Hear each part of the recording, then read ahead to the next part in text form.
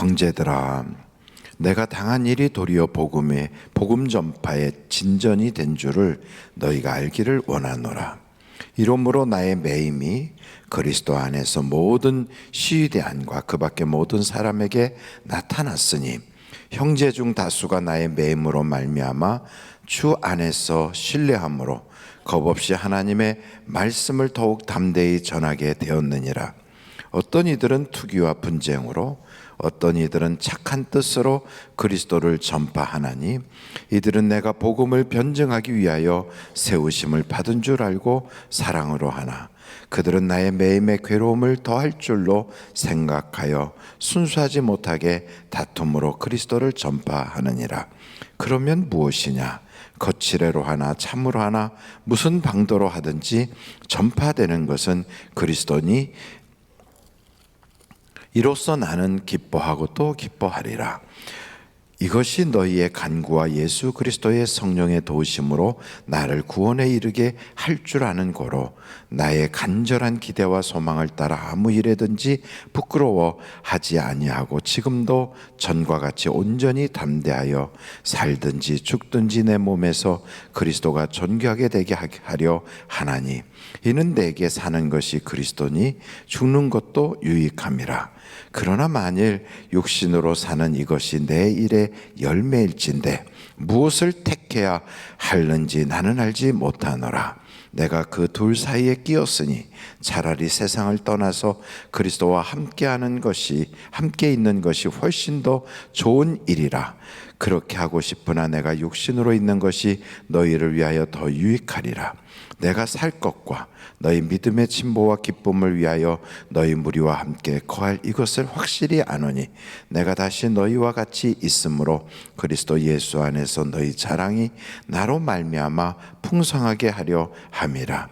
오직 너희는 그리스도의 복음에 합당하게 생활하라. 이는 내가 너희에게 가보나 떠나 있으나 너희가 한 마음으로 서서 한 뜻으로 복음의 신앙을 위하여 협력하는 것과 무슨 일에든지 대적하는 자들 때문에 두려워하지 아니하는 이 일을 듣고자 함이라. 이것이 그들에게는 멸망의 증거요 너희에게는 구원의 증거니 이는 하나님께로부터 난 것이라. 그리스도를 위하여 너희에게 은혜를 주신 것은 다만 그를 믿을 뿐 아니라 또한 그를 위하여 고난도 받게 하려 하심이라. 너희에게도 그와 같은 싸움이 있으니 너희가 내 안에서 본 바요 이제도 내 안에서 듣는 바니라. 아멘. 빌립보서는 말씀드린 것처럼 옥중서신이라고 우리가 알고 있습니다. 옥중서신 말은 감옥에서 기록한 것이다. 그래서 이 성경은 서신의 형태로 기록이 된 겁니다. 그러니까 서신이라는 것을 우리는 개인 편지로 생각하면 그것은 큰 오해가 됐지요. 개인 편지가 아니라 특별히 친서라고 말하면 훨씬 더 우리가 이해하기가 쉬울 거예요. 옛날 왕과 왕들 간에 서로 외교 문서를 가지고 갈 때 그것을 왕이 직접 가지 않고 대사라든지 혹은 특별한 대사, 특사가 그걸 들고 갑니다. 그래서 그때 외교 행랑 속에 왕이 보내는 친서를 가지고 가요. 그래서 그것을 상대방 나라의 왕에게 전달하는 것이 외교적인 공식 문서가 되는 것입니다. 그것처럼 이런 서신 형태로 되어 있지만 이건 하나님께서 사도 바울을 통하여 우리에게 주시는 하나님의 친서가 되는 것입니다. 그것이 바로 편지의 양식을 하고 있습니다. 옛날에는 역사 기록물을 봐도 그 로마의 재판이 일반 그 지방에서 재판하고 총독이 재판하고 그리고 마지막에 황제가 재판하는 삼신제로 되어 있는데 그 재판에서 상고를 하게 되면 거기에 그 재판장이 친서로 기록을 남겨서 그것을 상고 재판에 올리게 되어 있습니다. 서신의 양식을 가지고 올라가는데 그것이 모든 행정 양식이 되는 것입니다. 똑같이 이 빌립보서도 하나님께서 우리에게 주시는 하나님의 법입니다. 그래서 이것을 보면서 그냥 개인 서신으로 생각하고 가볍게 여겨서는 안 된다.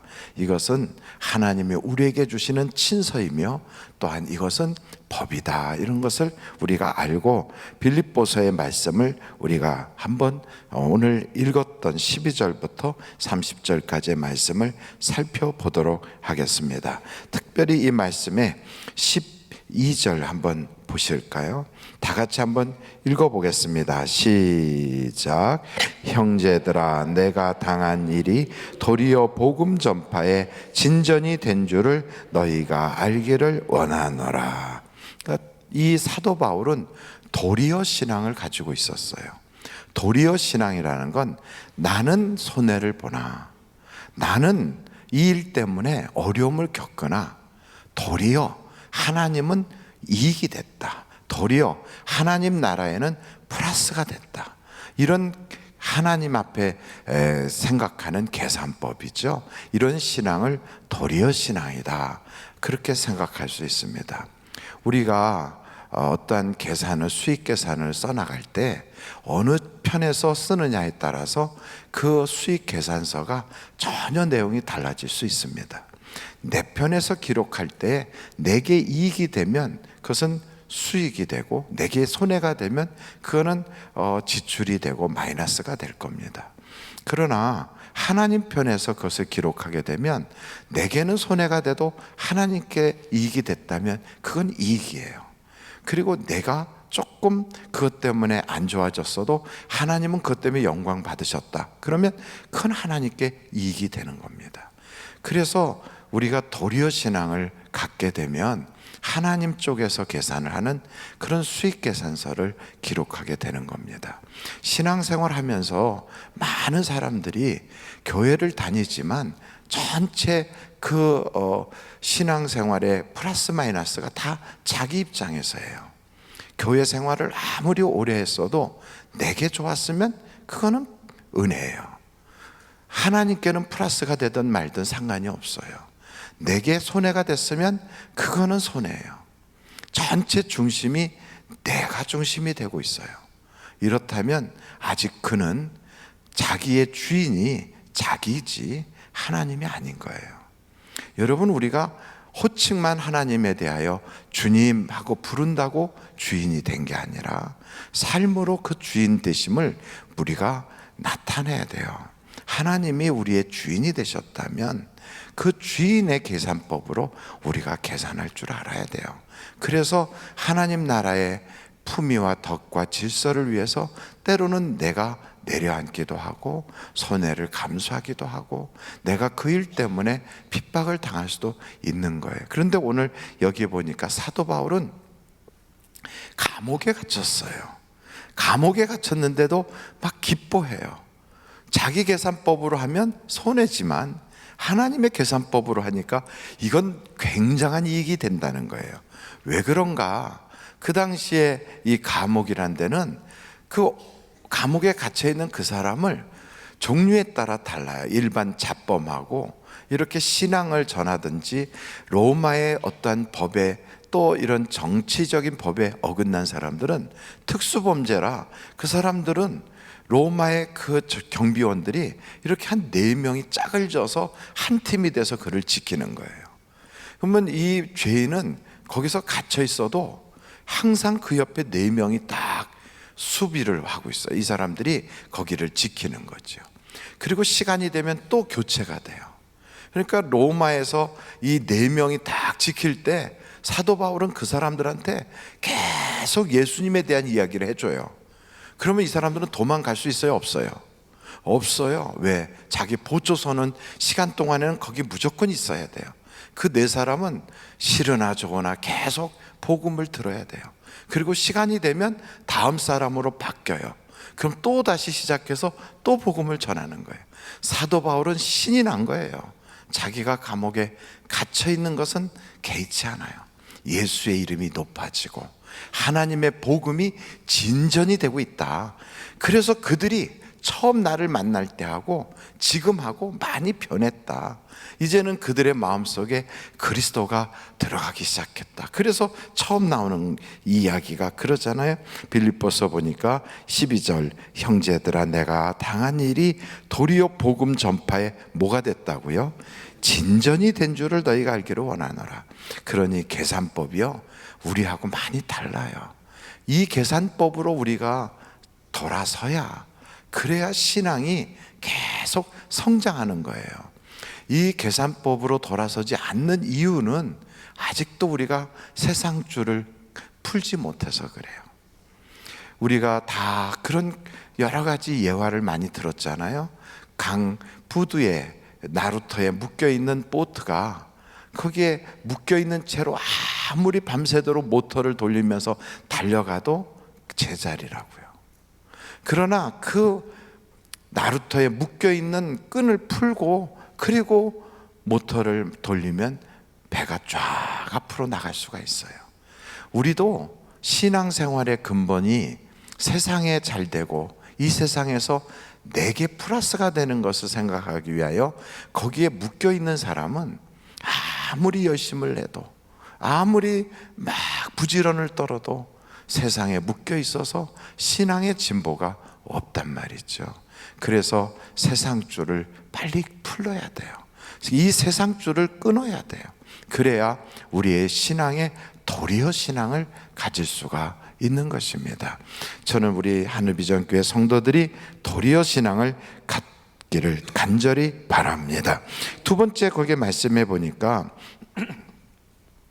14절부터 이래요. 형제 중 다수가 나의 매임으로 말미암아 주 안에서 신뢰함으로 겁없이 하나님의 말씀을 더욱 담대히 전하게 되었느니라. 그러니까 이제 사도 바울이 그렇게 잡혀간 걸 보면서 다른 사람들이 무서워서 움츠려드는 게 아니라 더 막 담대하게 이제는 복음을 전하게 되는데, 두 가지의 종류의 사람들이 나타나요. 15절에 보니까 어떤 이들은 투기와 분쟁으로, 어떤 이들은 착한 뜻으로 그리스도를 전파하니 이들은 내가 복음을 변증하기 위하여 세우심을 받은 줄 알고 무엇으로 한다고요?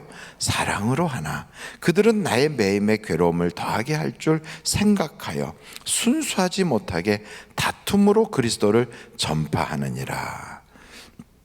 그래서 여기에 성경을 보니까 목적은 선해요. 그게 뭐냐? 전도, 복음 전한다는 거예요. 그게 목적이에요. 그런데 동기가 불순한 사람들이 있어요. 동기는 다툼이에요. 그리고 또 어떤 사람은 그 동기가 아주 선한 사랑이에요. 그래서 동기가 어떠냐에 따라서 목적은 전도라 할지라도 열매가 달라요. 그러니까 전도를 열심히 한다고 막 다니는 그런 사람들을 보면 너무 굉장히 귀한 분들이에요. 교회 안에서 전도하는 거 쉽지 않아요. 그리고 그렇게 열심히 전도할 때 그 전도하는 모습을 보면 하나님이 너무너무 기뻐하실 거예요. 그보다 더 귀한 일이 성경에 없다고 할 만큼 선한 일의 가장 최정점에 있어요. 그게 다른 사람을 구원하기 위한 복음 전도거든요. 그런데 그 일을 할 때 동기가 마음속에서 어떤 미움이나 혹은 분쟁을 위해서 내가 쟤들보다 더 할 거야, 이런 그 분쟁을 가지고 한다면 열매가 좋지가 않아요. 전도가 됐어도 정착이 잘 안 되든지 아니면 열매를 맺었어도 육신에 속한 열매를 맺어요. 그러나 여러분, 그렇게 전도를 열심히 할 때 그 동기가 정말 그리스도의 사랑으로 그렇게 한다면 그 열매가 거룩한 열매를 맺게 되는 거예요. 그래서 성경에 보면 심는 것은 그 어떤 걸 심더라도요, 거두는 건 다 거두는데 육체를 위하여 심는 자는 썩을 것으로 거두고 성령을 위하여 심는 자는 영생을 거두느니라. 이렇게 성경이 우리에게 말하고 있어요. 우리가 겉으로는 똑같이 보여요. 교회에서 열심히 봉사하는 것, 봉사예요. 그런데 그 동기가 다툼으로, 분쟁으로 봉사하거나 혹은 그 봉사가 하나님을 사랑하는 마음으로 봉사하는 것, 결과가 달라요. 또 우리가 교회에서 목사들이 앞에서 설교를 해요. 근데 설교를 할 때 그 동기가 마음속에 어떠한 다른 그 좋지 않은 목적을 가지고 한다면 그 열매는 안 좋아요.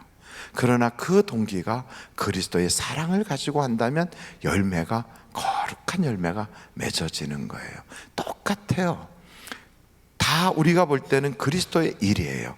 예배도, 봉사도, 또 섬김도, 교육도, 그리고 전도도, 이 5가지는 다 교회에 필요한 것이지만 그것을 하는 동기가 중요해요. 어떻게 해야 된다고요? 그리스도의 사랑을 가지고 해야 한다. 그래서 여러분, 혹시 그냥 목적만 좋으면 좋지, 아니에요. 하나님은 우리의 동기도 보신다. 이것을 우리가 기억해야 될 것입니다. 그리고 오늘 이 말씀에 한번 여러분 19절 말씀을 한번 보실까요? 이것이 너희 간구와 예수 그리스도의 성령의 도우심으로 나를 구원에 이르게 할 줄 아는 거로. 사도 바울이 성도들이 열심히 기도하고 그리고 굉장히 열심으로 내는 그것을 통하여 사도 바울이 자기가 구원에 이른대요. 아니, 이게 무슨 말이야? 구원은 예수를 믿으면 구원받는데 이게 어떻게 이렇게 기도한다고 열심을 낸다고 구원받는다고 이렇게 말씀하실까? 이것은 우리가 생각하는 그런 구원 쪽하고는 좀 달라요. 여러분, 사도 바울은 이미 구원받은 사람이에요. 이미 다메섹에서 예수님을 만났고요, 그때 예수님을 주여라고 부르면서 이미 거듭난 사람이에요. 그리고 나서 복음을 전하고 지금까지 달려왔어요. 그런데 여기서 말하는 이 구원이라는 건 뭘까? 사도 바울의 마음속에는 그의 사명이 있는 거예요. 간절한 사명. 그 사명이 뭘까요? 그것이 바로 전도예요. 그래서 자신은 때를 얻든지 못 얻든지 복음을 전한다. 그 사람은 헬라인에게는 헬라인처럼, 히브리인에게는 히브리인처럼 하면서 복음을 전한다는 거예요. 목적이 뭐예요? 복음 전하는 거예요. 근데 그것을 위해서 애를 쓰는데 그 일이 잘 되면 이제 살았네, 이런 마음이에요. 그때 말하는 이제 살았다 하는 것을 사도 바울은 구원받았다, 이렇게 자기 자신에 대해서 표현하는 거예요. 어떤 마음이냐면, 아이들이 학교에서 시험을 봤을 때 야, 이번에 시험 잘 봤다, 살았네, 이렇게 말하는 것하고, 어떤 친구는 시험 딱 보면 그런 거 상관없어, 그냥 아이고 끝났네, 잘 끝났다, 가서 밥이나 퍼먹자, 이러는 사람도 있어요. 그리고 어떤 친구는 시험을 보는 것이 자기하고는 아무 상관도 없어, 왜냐하면 어차피 빵점이니까. 그런 사람도 있어요. 우리가 교회 생활할 때 3가지 종류의 사람이 있어요. 어떻게 하면 하나님이 기뻐하실까? 이것 때문에 막 애를 써서 다행이야, 잘 됐다, 이렇게 마음을 먹는 사람이 있는가 하면, 그냥 이번에 행사 잘 끝났어, 다니엘 기도 아이고 끝났네, 빨리 밥이나 퍼먹자, 이러는 사람이 있고, 또 한 사람은 그런 게 있든 말든 나는 어차피 안 돼, 그리고 아예 나오지도 않는 사람도 있어요. 여러분, 우리는 어떻게 해야 될까요? 사도 바울은 여기서 정말 자기에게 주어진 그 길을, 신앙의 바른 길을 달려가려고 애를 쓰는 거예요. 그래서 사도 바울이 이런 말씀을 하거든요. 어떻게 해야 여기에 복음에 합당하게 생활할 수 있을까? 27절 우리 다 같이 한번 읽어보실까요? 시작. 오직 너희는 그리스도의 복음에 합당하게 생활하라. 이는 내가 너희에게 가보나 떠나 있으나 너희가 한 마음으로 서서 한 뜻으로 복음의 신앙을 위하여 협력하는 것과, 쉽게 말하면 복음에 합당하게 살기를 원하는 거예요. 여러분, 복음에 합당하게 산다는 게 뭘까요? 말씀드린 것처럼 손익계산서가 내 편에서 쓰지 말고 하나님 편에서 서서 도리어 신앙을 가져야 되는 거예요. 2번째는 정말 성령으로 심는 자가 되어야, 그것이 바로 우리 하나님 앞에 복음에 합당하게 사는 그런 사람이 되는 겁니다. 그리고 이 말씀을 우리가 쭉 보면서 3번째는 모든 일을 할 때 하나님이 내게 주신 그 사명이 이끄는 삶을 살아가야 하는 것입니다. 우리 믿는 사람에게는 두 가지 사명이 있어요. 하나는 예배드리는 사명이에요. 우리는 이 땅에 구원을 이미 받았지만 왜 살아있는가? 하나님께 예배하기 위해 살고 있어요. 그리고 두 번째는 이미 구원받았는데 천국으로 싹 옮기시면 되는데 왜 우리를 이 땅에 두셨는가? 선한 일을 하라고 이 땅에 두신 거예요. 그래서 종국에는 우리를 통하여 천하 만민이 복을 받게, 그 말을 간단하게 표현하면 모든 사람 앞에 증인되게, 그래서 예수 믿게, 구원받게 하려고 우리를 이 땅에 두신 거예요. 그래서 우리는 두 가지의 끊임없는 사명이 있어요. 예배해야 됩니다. 가정에서도, 생활 속에서도, 교회에서도 우리는 예배자의 삶을 살아야 되는 것입니다. 두 번째는 우리의 삶은 항상 선한 일을 위해서 살아야 하는 것입니다. 사업을 하든 직장 생활하든 자녀를 키우든 이 세상에 그 무엇을 하든 우리는 선한 일에 목적이 있어요. 그 사람들에게 예수 그리스도를 알게 하는, 복음 증거의 통로가 되게 하는, 바로 그것이 우리의 목적입니다. 그 목적이 바로 천하 만민이 나를 인하여 복을 받게 하겠다는 그 마음을 가지고 여러분, 아브라함에게 주셨던 믿음의 그 삶이 여러분의 삶이 되시기를 간절히 바랍니다.